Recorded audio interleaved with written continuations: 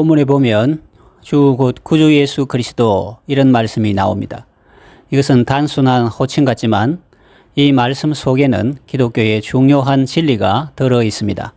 하나님께서 오늘 우리에게 주신 선물과 같은 이 말씀을 이제 함께 풀어보겠습니다. 첫째로 예수님은 우리의 주인이십니다.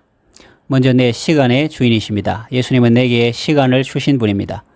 그러므로 나에게 주어진 시간은 예수님을 위해 사용해야 합니다.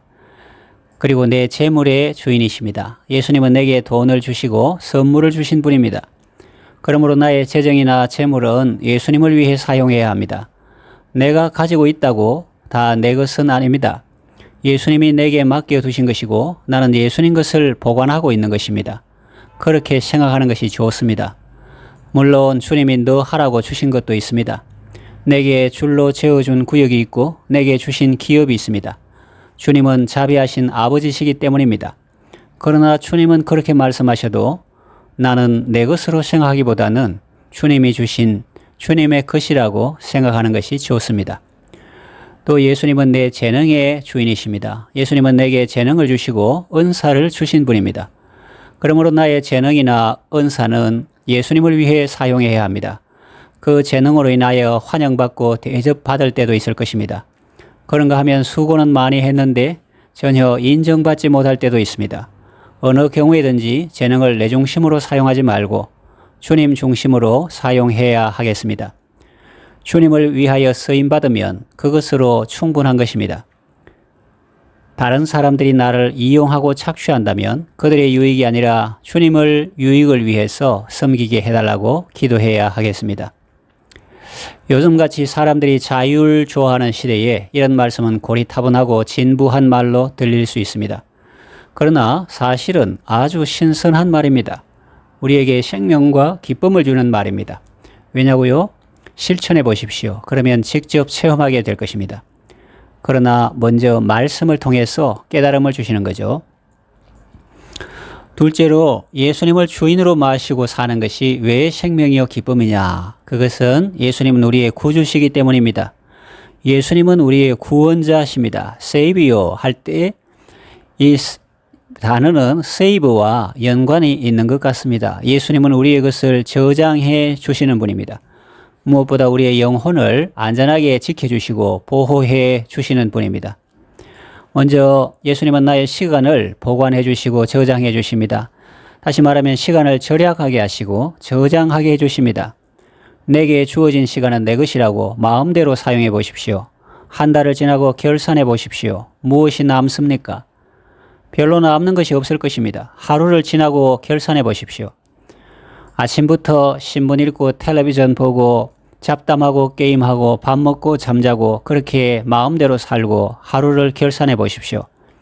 남는 것이 없을 것입니다. 루터는 말했습니다. 나는 오늘 평소보다 할 일이 2배로 많다. 그래서 나는 평소보다 2배 더 기도해야 한다.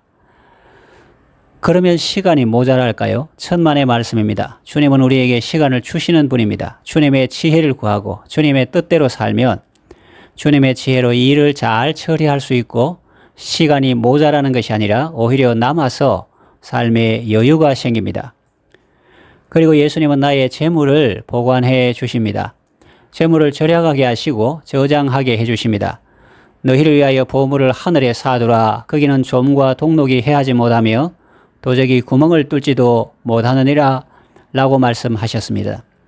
죄악의 해를 받지 않게 하시고 세월의 해를 받지 않게 하시고 사탄의 해를 받지 않게 해 주십니다. 가장 안전한 곳에 보관해 주십니다. 가난한 자를 구제하는 것은 여호와께 구이는 것이니 그가 그 선행을 갚아 주시리라 했습니다. 가난한 자를 구제하는 것은 하면 금방은 없어지는 것 같지만은 그것은 여호와께 구이는 것이기 때문에 하나님께서 그 선행을 다 갚아주신다는 말씀입니다. 또 빈약한 자를 돌보는 자가 복이 있으며 여호와께서 재앙의 날에 그를 건져 주시리라는 말씀도 있습니다. 이렇게 하나님은 우리의 재물을 엉뚱한 곳에 서지 않게 하십니다. 경찰서나 법원이나 병원에 갖다 주지 않게 하십니다. 탐욕 때문에 모아놓은 재물을 날리는 일도 없게 하십니다. 선한 일에 부하고 선한 사업에 힘쓰며 나누어 주기를 좋아하는 사람이 되게 하십니다. 그리고 예수님은 나의 재능을 보관해 주십니다. 재능을 살려주십니다. 하나님의 영광을 위하여 많은 사람에게 쓰임받게 하십니다. 나에게 있는 재능이 내 것이라고 함부로 사용해 보십시오. 얼마 못 가서 바닥이 날 것입니다. 그리고 한계를 드러낼 것입니다. 프랑스 화가 밀레가 돈을 벌 목적으로 그림을 그렸을 때는 만족함도 없었고 보람도 없었습니다. 그러나 하나님의 영광을 위하여 그림을 그리기 시작했을 때 하나님은 그의 재능을 살려주셨습니다. 그의 작품은 지금도 많은 사람에게 감동을 주고 있습니다. 예수님이 말씀하셨죠. 내가 온 것은 양으로 생명을 얻게 하고 더 풍성히 얻게 하려 함이라 했습니다. 예수님을 인정하고 예수님을 모시고 살면 우리의 모든 것이 살아나게 됩니다. 잠언에 너는 범사에 그를 인정하라. 그리하면 그가 내 길을 지도하시리라 하는 말씀과 같죠. 이제 말씀을 정리하며 맺으려고 합니다. 예수라는 이름의 뜻은 자기 백성을 그들의 죄에서 구원한다는 뜻입니다. 그리스도는 직명인데 기름 부음 받은 자라는 뜻입니다. 구약에서는 제사장, 선지자, 왕이 기름 부음을 받았습니다. 예수님은 영원한 우리의 제사장이시며 참 선지자시며 우리의 진정한 왕이십니다. 예수 그리스도는 우리의 주와 구주가 되십니다. 주님과 함께 복된 삶을 살아가시기를 바랍니다.